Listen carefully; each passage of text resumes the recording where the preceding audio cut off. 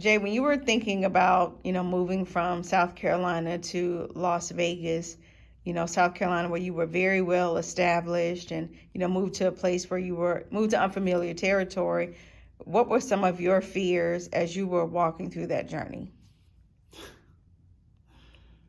You know, I'm scared of every damn thing. It's the truth.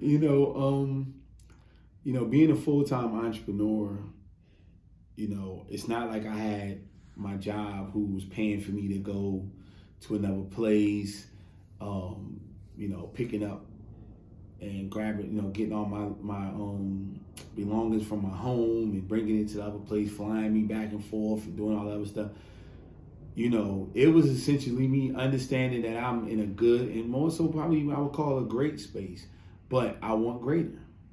And I always have. I have an insatiable hunger for more. I want greater.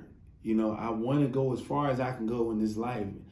And I felt like at that time where I went as far as I can go. It's other ways I could have probably pivoted, but I still wanted to continue doing the same thing I was doing. And a lot of people that I worked with were retiring. A lot of shifts was happening. When you start to talk about, people I had contracts with, so directors of offices and things of that nature were retiring or getting other positions out of state. I even had a couple people pass on, so it was a perfect timing and a shift. And I was like, well, if I'm going to do the shift, I might as well do the shift in a whole nother place. Yeah, I was fearful of, making sure that my kids had everything that they need to have in the right time. Cost so much more to live out here than it did where I was. I walk through the town. Everybody knows me, knows my kids. My kids tell me, hey, I saw the mayor. The mayor knows who you are, and all these other things like that. That's a big deal. You feel good about yourself till you come to a place where nobody will know the hell you are. And you're starting over from scratch in that space. But as I always say, I know I'm starting over from experience. I've lived multiple places and I've built myself up, but I didn't come here from the bottom. I have bigger things that I've had there. I'm in a way better space than I started when I started there. I came right into an office space. I came right into a nice house. I came right into, everything that I didn't have when I started over there. So that lets me know that I built a hell of a platform for me to be able to continue to grow to greater. And I knew I didn't come over here completely empty-handed. It's just a matter of time for everybody to know who the hell I am. But I just live a type of lifestyle where I can't accept complacency. Because that position that I held in South Carolina is not for me. That's for somebody else. That's for someone else.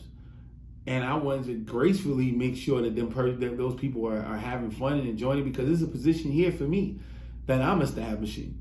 And when I'm done with that, I want to go to the next place. Or I'm going to move out the way for the next person to have it. We get caught up in our good or our great positioning until it becomes sour to us, till we become miserable, till we look like we're out of place. Think about that old man that's in the club. You had your time. you were the man in the club. You was in 76. You know what I'm saying? 2026 ain't your wave. That's for somebody else. You can talk about it with the other old fogies, and tell them how I was in 76 or 86 or even 96. You know what I'm saying? But, you got to move on, man. Things will time you out. And I put that in my book. Like, you don't want to be timed out. You don't want to be in a situation where you sitting there, well, this is how we used to do it in yesteryear, and nobody want to hear that. This is not the time for you. Your time has passed in that space. We don't take really take advantage of our time that we have in the space. I maximized the hell out of South Carolina. You know what I'm saying? Like, I was able to accomplish so much, more than I ever would have dreamed in that place. So I'm grateful. I'm thankful. But I owed it to myself and my family to show them and give them more. And was I terrified? Yeah, I'm still terrified of some things. Some things I got over and I was able to make it happen, but still, I hold myself to a high standard.